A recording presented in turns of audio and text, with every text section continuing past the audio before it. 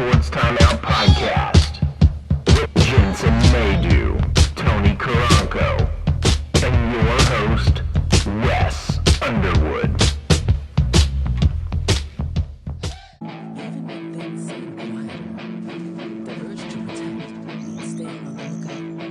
Current fans, it's time to announce the participants in the second annual media game match. Please welcome to the field your head referee, singer, rapper, and Kansas City legend. Make some noise for Tech 9.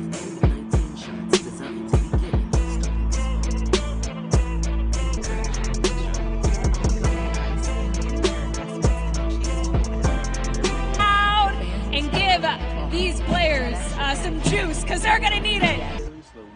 Some nice ball movement. All right, in the box. Football season is here. Get NFL we got numbers in the box, folks. Numbers in the box. A chance to get on the board early. One-way rentals for unlimited possibilities on what turns your move could take. Okay, Heartland wins it back. We got a player down. I don't know, Tech 9, did you see a foul there? Football. Kristen Hamilton only has one goal in the regular season, has 5 to lead the entire. So Rain Louisville will be the back end of that doubleheader. The mayor is here, and a lot of excitement here as Kansas City and Angel City going. I'm not liking the White City.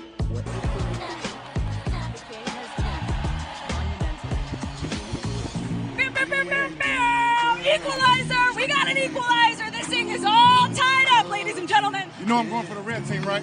Wait, Tech 9's got a favorite. I don't know if we can have referees playing favorites, but Tech 9 is all. And yeah, these were some of the Ghetto Taco sights and sounds from last Friday night in Kansas City. Hope you all enjoyed my soccer match there. Thank you to the Kansas City Current for that footage. And yeah, thank you, Tech 9, for the kind words and the pat on the behind up there. that was an experience, man. Yeah, it looks like fun, man. Yeah. I wish I could have made it. Dude, I had tickets for you too. I wish I would have been able to give them to you, but someone else found the seats. That's good. Yeah. But it is good. Welcome into the Sports Timeout Podcast, brought to you by Jefferson's and Robert's Integrative Dentistry in Joplin. Go check out Robert's Integrative Dentistry if you're in need of a brighter, straighter smile. Yeah. Get your appointment today at 417-622-0404. I believe they are closed the rest of this week just for some stuff, but they'll be open next week. So Wes Underwood, along with Tony Jensen, out this week. How you doing? Good. How you doing?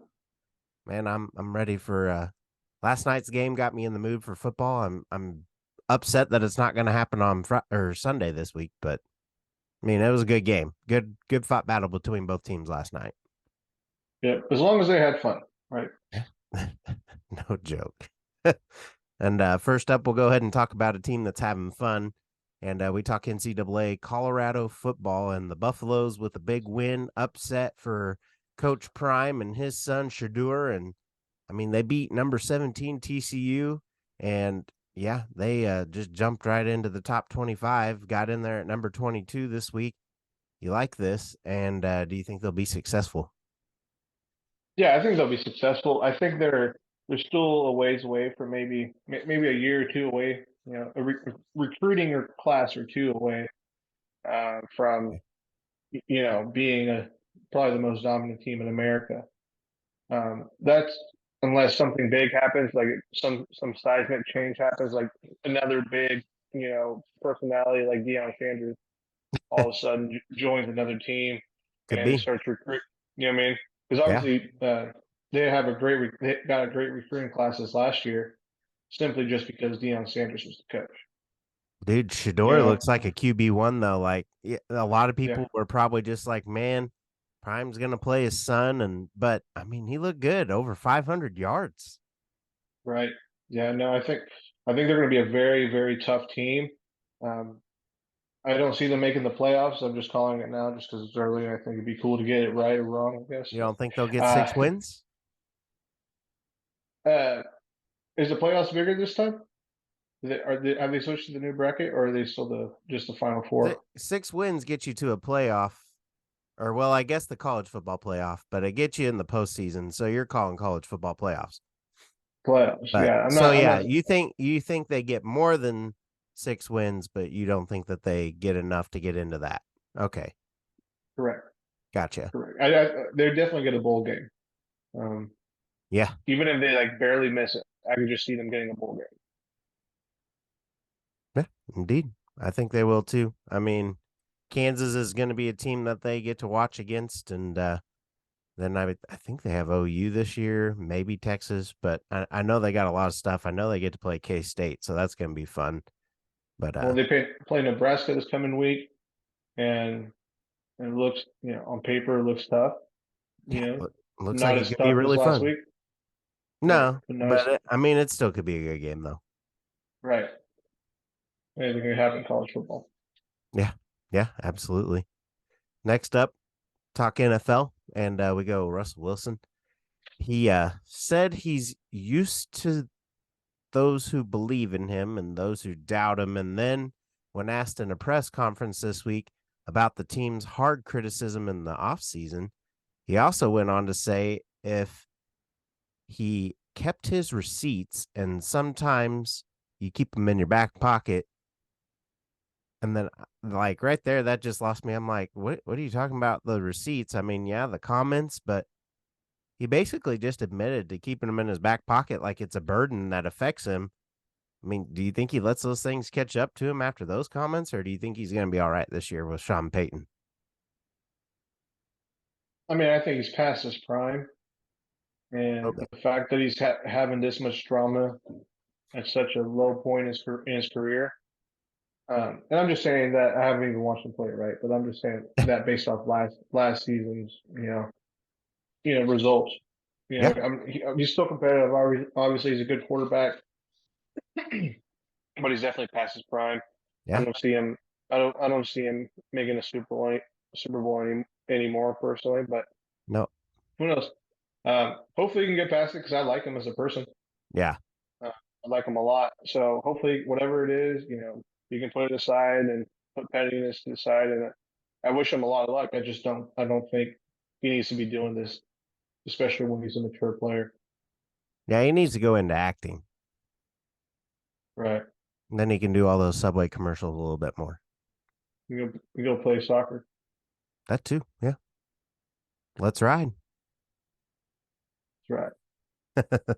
And now, next up, we talk Matthew Stafford, another quarterback, and this time it's about the quarterback's wife's and her comments about him not being able to gel with his younger teammates. I mean, who goes out and just kind of like dogs their husband like that as a quarterback?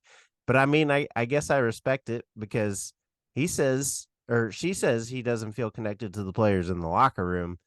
And then he comes out and says that things are fine. He kind of shrugged it off, but should he be offended, or do you think he's really okay with those comments? And could this be a potential problem down the road? Because now he's without Cooper Kupp, and we're going to get to that here in a minute, but Cooper Kupp's his number one guy. So what are your thoughts on that one? Do you think his wife's onto something? Like, she's got the inside information, so. Absolutely. Absolutely. Yeah. So it's obviously a tough situation for him. And if his wife's not letting him, go out a little bit or whatever, and he says that he's not, he doesn't have the chemistry that he should. I mean, there's obviously something there. They probably don't respect him as much as they, as they should. Yeah. He probably there's probably a little bit of that towards them. And, if they can't, spend time together and mingle, get to know each other, or whether it's just practicing extra practice. And it's weird. It's just there's always going to be a tough situation, like that. You have to have chemistry on a winning team. Yeah.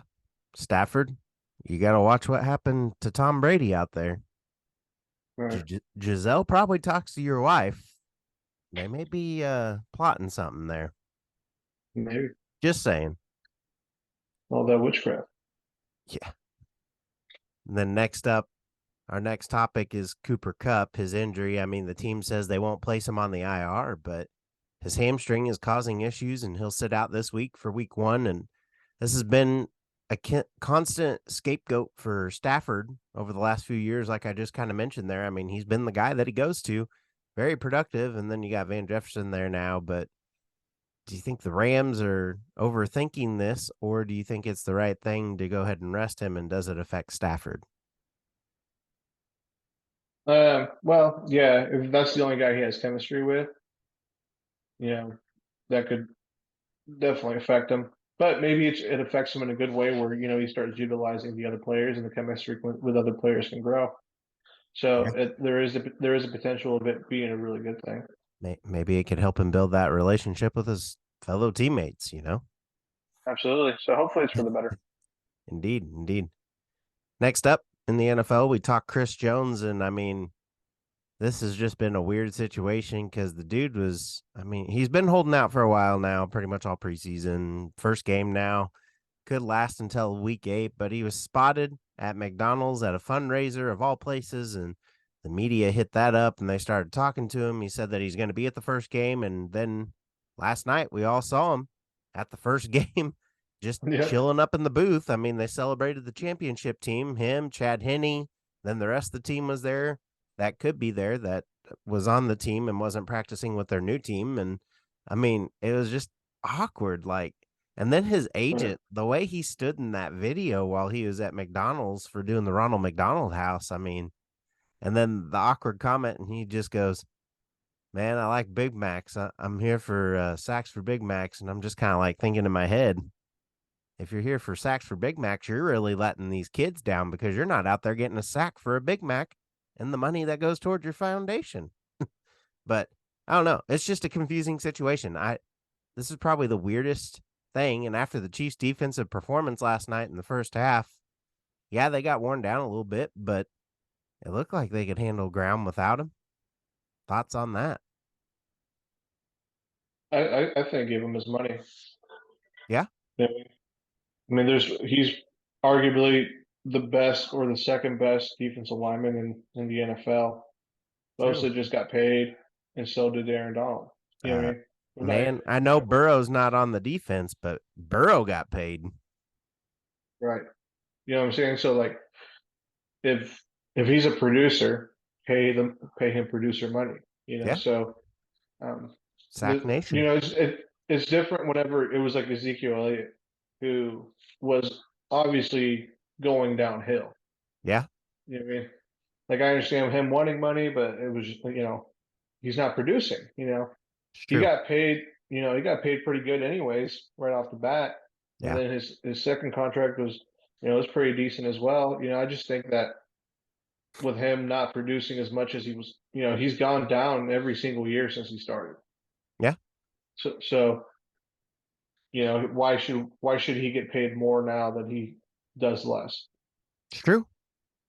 It's true. I agree. And I mean, even all the fans agree, just they're like this far away, but then things just shift, and then they're this far away, and then things shift, and then so I don't know. It's weird. Well, and you Chiefs fans are obviously upset, because he's not out there playing and producing, plays for you. I saw a bunch of comments all over Facebook of people being upset. Well, and did honestly, you see mine? I think I didn't see it, but I think they're wrong. You know what I mean? I think you're wrong. I think that the NFL has plenty of money to give these players, and the people that are producing should get paid for doing what they do. You know what I mean? Like, obviously it sucks that it's your team, but I understand if somebody else is getting paid more money who does less. Yeah. Obviously you're gonna feel entitled. You know what I mean?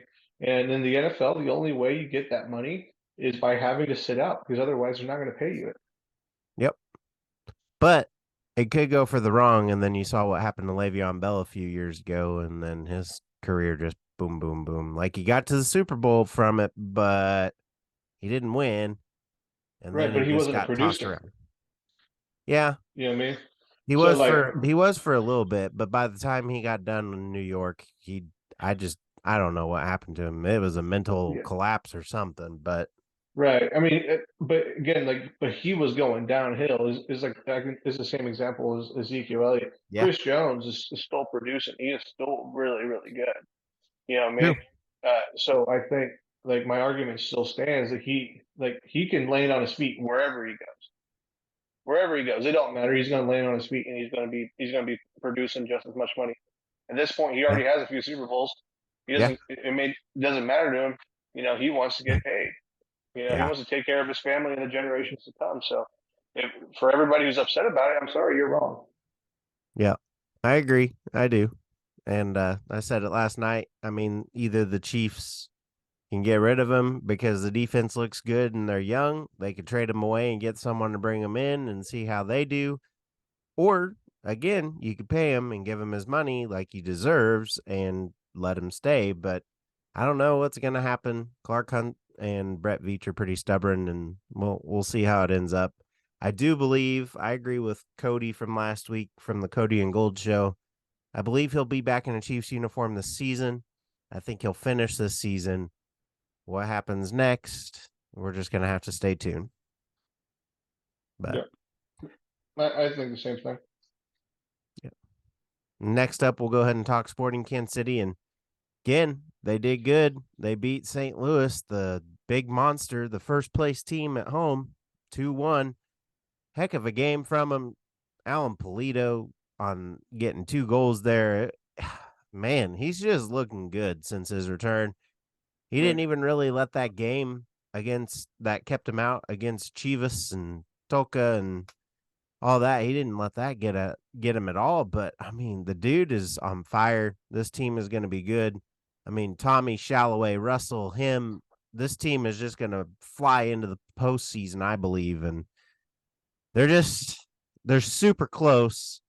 They're going to have to win, and I believe they're going to have to win them all to stay in that playoff race. I really don't see Sporting making it if they can't win them all. Maybe one loss out of all those. Maybe kind of like I don't know, just one of those moments where you're like, okay, we need a break and we maybe sub some players in. But I think they really do, with as tight of a race as it is, unless if they can get a couple more games and the other 2 teams that are ahead of them just kind of slowly fall back. But, yeah, I think they're going to have to win out. It's sad to say, but I think they're going to have to win out to get it to the playoffs. I mean, good team. Well, I think there's going to be at least one on the fence team that's going to kind of let off the gas. And, I think it happens more often than not. They let off the gas somewhere where they shouldn't have, and they just don't produce for 1 game or 2 games. And Kansas City can get really lucky and win out. Yeah. And those teams are going to have to lose at some point between now and then. Absolutely. So, yeah. We'll see. And lastly, we'll go ahead and talk the Kansas City Current. They return to the road this week, and going to catch up with Alex Loeda and talk about the action going on this weekend. And we'll have that up for you tomorrow afternoon. And so looking forward to that and being able to talk to her and getting her insight. And also, cool story that she's got. We're going to talk more about that as well. And just kind of her path back from recovery after she got hurt at the beginning of the year and to where she is now on the pitch. So it's going to be a good episode, good little segue, good little segment for tomorrow. I'm excited to bring her in, and it's going to be fun to talk to her. But on that note, we'll head into the local sports update, and that is going to be brought to you by Trackside Burgers and 1515 West 10th Street in Joplin. And man, like, I went there the other day, and they've got the offer going on right now, and it's fantastic. I mean, you buy one, get one free on combos over there. And buy one, get one free combos? Yeah, for teachers. So if you want to go with me, I'll let you come with me, and you can get one because, man, the burgers over there, I mean, straight up bussin'. So I'll be hip. I'll say bussin'. So bussin'. Yeah, well, I still got my my school ID. So whenever I used to help teach, so Chef Mike is listening today. Chef, you didn't hear that. All right. But well, yeah, I'll go with you. Let's do it. Yeah, let's do it. And then we can go to the Joplin game afterward, yeah? Yeah, sure. And speaking of Joplin, we bring in former power lifter for Joplin and now for LSU, Miss Kylie Anderson. check out her story on becoming a power lifter and how she's gotten to where she is today. Take a look. And we bring in former Joplin power lifter and track and field athlete, Miss Kylie Anderson. How are you? I'm good. How are you? Man, I'm ready for the weekend. Glad today is Friday and ready to get right to it, though. Good to go? Yep. So, high school, you did track and field, cheer, powerlifting. My question is, why powerlifting? Because, I mean, you really don't hear about many women doing that route in high school. I mean, yeah, there's a few in college, and I'm sure you've met a few while you've been doing it, but what led you there, and how did you get to where you are? So because I was a cheerleader and I ran track and field, we were required to take a, weights class. It was during, I think it all was different every year. So like fourth hour, my senior year, we went in there and we lifted weights for about an hour and a half. Well, I don't know, we mainly did every semester.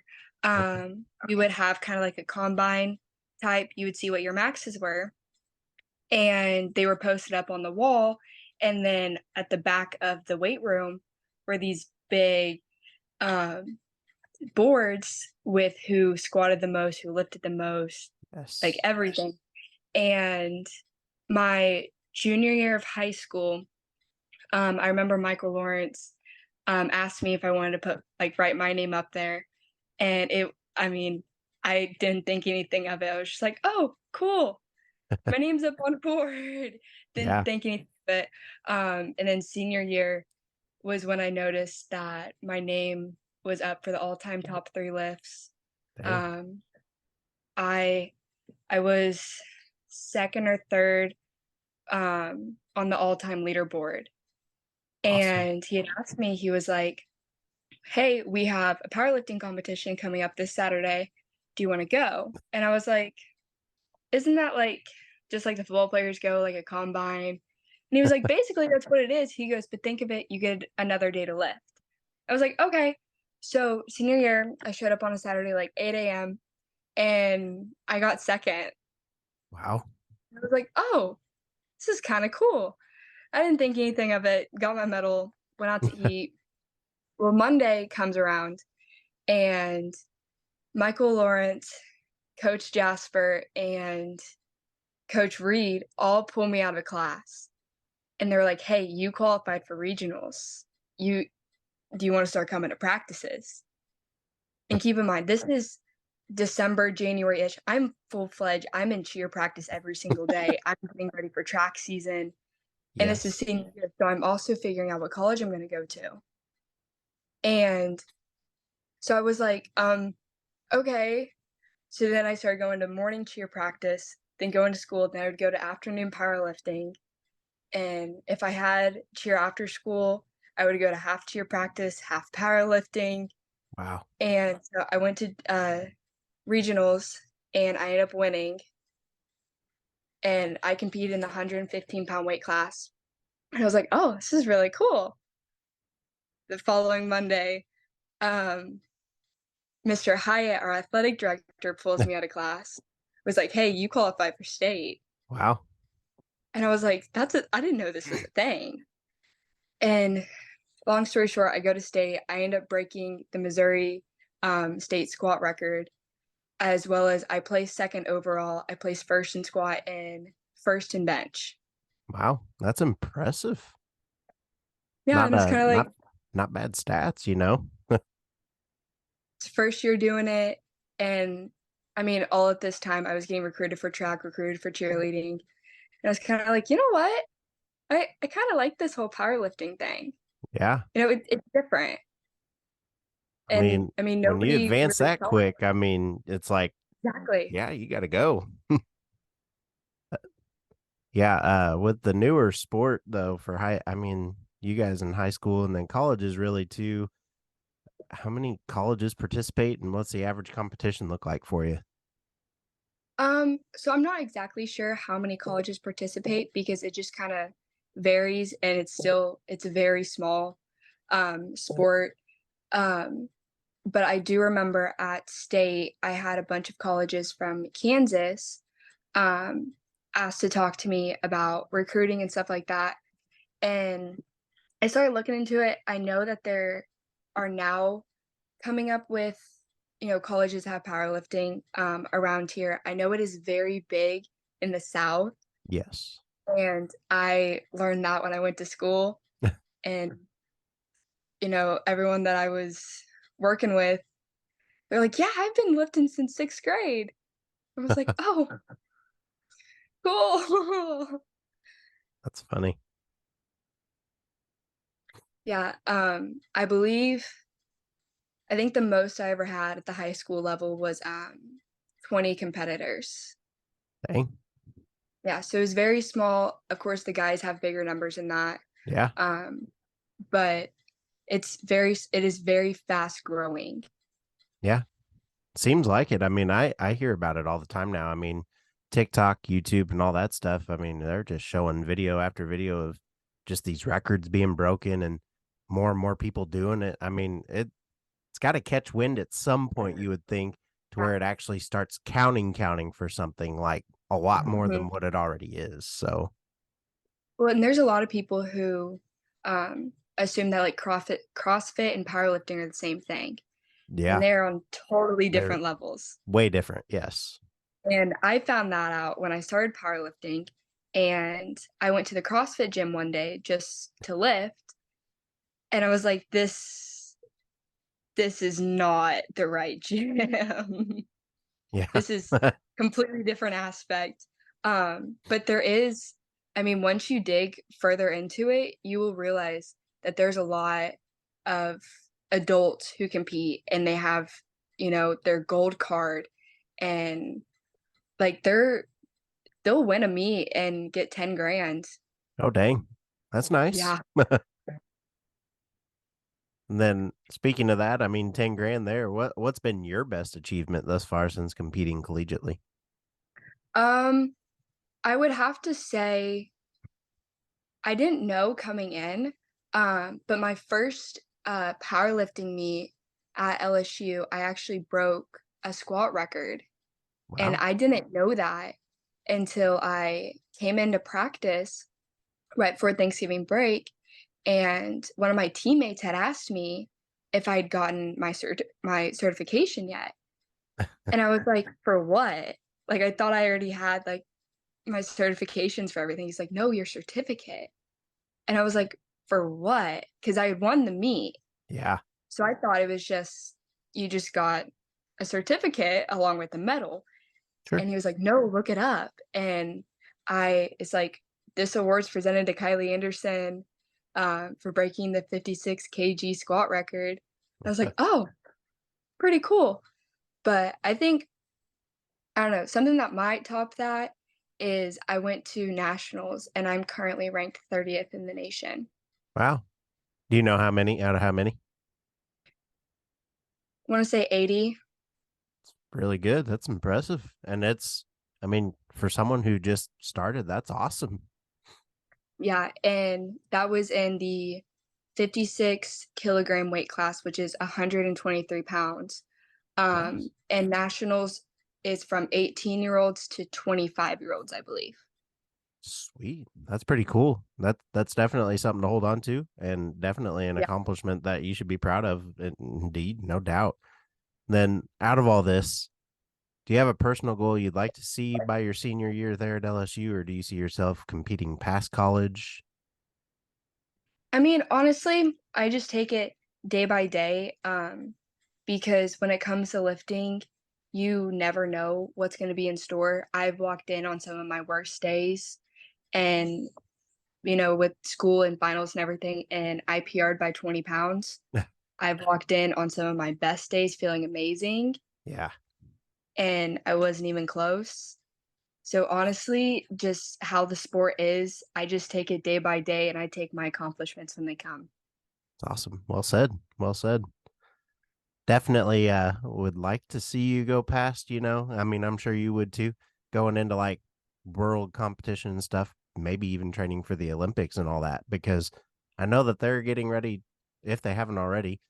I know that they have track and field stuff, and sometimes powerlifting is also included in track and field. I That's what I've heard. I don't know if that's true, but I just think that powerlifting, by the time you finish, is probably going to start catching on towards Olympics as well. So, I mean, I really hope so. I do know that they just confirmed that cheerleading will be a part of the Olympics. Yeah. So, How do you feel in my about that opinion, one?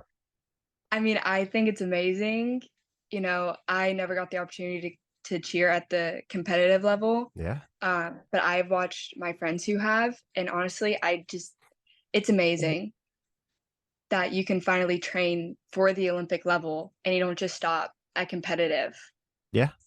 Absolutely. Absolutely. My wife was a coach for the last few years, and watching all their practices and stuff that they have to do, I'm like, y'all start itty Mm, bitty, and then you're up in high school, and it's like you're doing like triple flips and all that. And I'm like, takes a lot of effort. yeah. But well, we appreciate you coming on. Hope you have a good time for the rest of the semester. Let us know. We'll be keeping Yeah. an eye out if anything big comes up. And yeah, take care. Yeah. Thank you. Yeah, thank you. Good stuff out of her. Man, D1 and didn't even know. I mean, that's awesome. That's awesome. Great And story. yeah, Absolutely. we now head into the 2-minute warning brought to you by Hot Stone Pizzeria. Not feeling like cooking this weekend? Go grab some pizza by the slice over there. Only Wednesday through Saturday. So, yeah, tonight, tomorrow, go get some if you just want to get a slice and not a whole pizza. But, all right, time for picks. 2-0 Joplin returns home this week. Take on Ozark. Who you got? Joplin. I'll go Joplin here. 1-1 Webb City heads to 2-0 Republic. Weird to say, but who you got? I got Webb City. On the road at Republic. I want to say Webb, but I'm going to go ahead and go Republic this week. I went with Webb 2 weeks ago. I'm going to give it to Republic this week. Do you think they're that good? Do you think Republic's that good? We'll find out, but I'm betting on it. Republic's been pretty strong over the last couple of years, and they've been getting better, so I think they could be. And then next up, 0-2 CJ hosts 0-2 Neosho. Who you got in this barn burner? Who is it? 0-2 Neosho CJ and 0-2 CJ. Neosho and 0-2 CJ? I'm gonna go with CJ. I feel like Neosho's gonna find a way to mess it up again. I'll go with our former podcast guest in Neosho. I don't think CJ pulls it out over Quentin Hughes. Quentin Hughes got a pretty good arm, and I think they'll find themselves in this game. And then next up, last week they did a terrible job at adjusting second half. They did the same thing over and over again. You can't adjust. You know what I mean? Yeah, it was rough. Then 0-2 Carthage heads to Nixa, who is 2-0 currently. Who you got? That was tough. I'm gonna go with Carthage. I want to take Carthage with the upset here, but I like Nixa at home as well. I'm not picking the road teams this week. I don't know why. And then maybe I did with Neosho, but I don't know. It's gonna be interesting. Yeah. Maybe Neosho's my one exception, but K-State takes on Troy. Who you got? It's gonna be tough, so I think I'm gonna go with K-State. I'll go K-State. Arkansas, Kent State. Who you got? Arkansas. I'll take Arkansas too. MTSU versus Mizzou. I'll go Mizzou here. Who you got? I'll go with the Zoo as well. MTSU wins. I'm done with college football for a little bit. If they win, I'll get you Trackside Burger on the buy one get one. Sounds good. And then Texas at Bama. Who you got? It's gonna be a good one. I'm gonna go with Texas. And I think honestly, I think Alabama's gonna win, but I'm picking Texas just because I like Texas. And I want them to win. I'll go Texas because Tony loves Bama. So, but yeah, no, I'm going Texas. I got him there too. And well, yeah. Well, music's here, and so is the end of another episode. Make sure you tune in tomorrow for that interview with Alex Loeda. And for Tony, Jensen, Clint, and myself, have a great and safe weekend.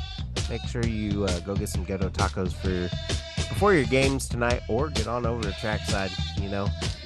Both of them are on the way to a game wherever you're going around here. So go get some good food.